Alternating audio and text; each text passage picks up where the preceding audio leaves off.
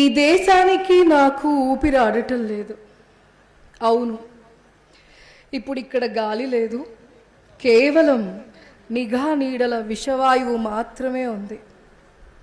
పాలక వర్గాల బూట్ల కింద నలుగుతున్న మట్టి మనుషుల ఆక్రందనల పొగ తప్ప ఇక్కడ ప్రాణవాయువు జాడే లేదు.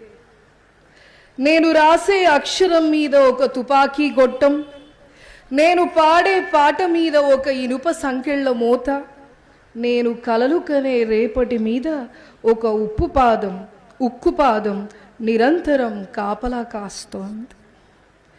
జైలు గోడల మధ్య శ్వాసించటం నేర్చుకున్న వాడిని, కుట్రల కేసు నుంచి భీమా కోరేగావ్ నిర్బంధాల వరకు అణచివేత రుచి తెలిసిన వాడిని.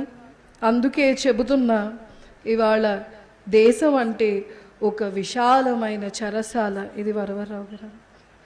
కార్పొరేట్ డేగలు పీక్కు తింటున్న అడవికి ఊపిరి ఆడటం లేదు. ఖైదీల ఊపిరితిత్తుల మీద రాస్తున్న నిబంధనలకి చట్టానికి ఊపిరి ఆడటం లేదు. రాజ్యాంగం తన మరణ వాంగ్మూలాన్ని తానే రాసుకుంటోంది. కానీ ఆగండి, ఊపిరి ఆడనప్పుడే కదా ఊపిరితిత్తులు తిరగబడతాయి.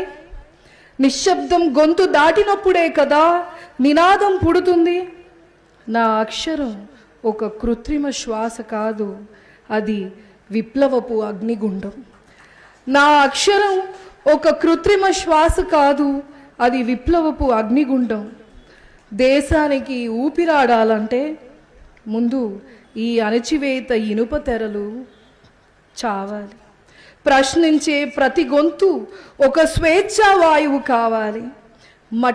మట్టి నుంచి పుట్టిన మనిషి మళ్ళీ తన నేల మీద తలెత్తుకొని శ్వాసించాలి. చావని అక్షరం సాక్షిగా చెబుతున్నా ఈ ఊపిరి బిగబట్టిన నిశ్శబ్దం వెనక ఒక మహా విస్ఫోటనం ఉంది. అక్షరం ఆయుధమైతే ఈ దేశానికి మళ్ళీ ప్రాణం వస్తుంది. అక్షరం ఆయుధమైతేనే మళ్ళీ ఈ దేశానికి ప్రాణం వస్తుంది.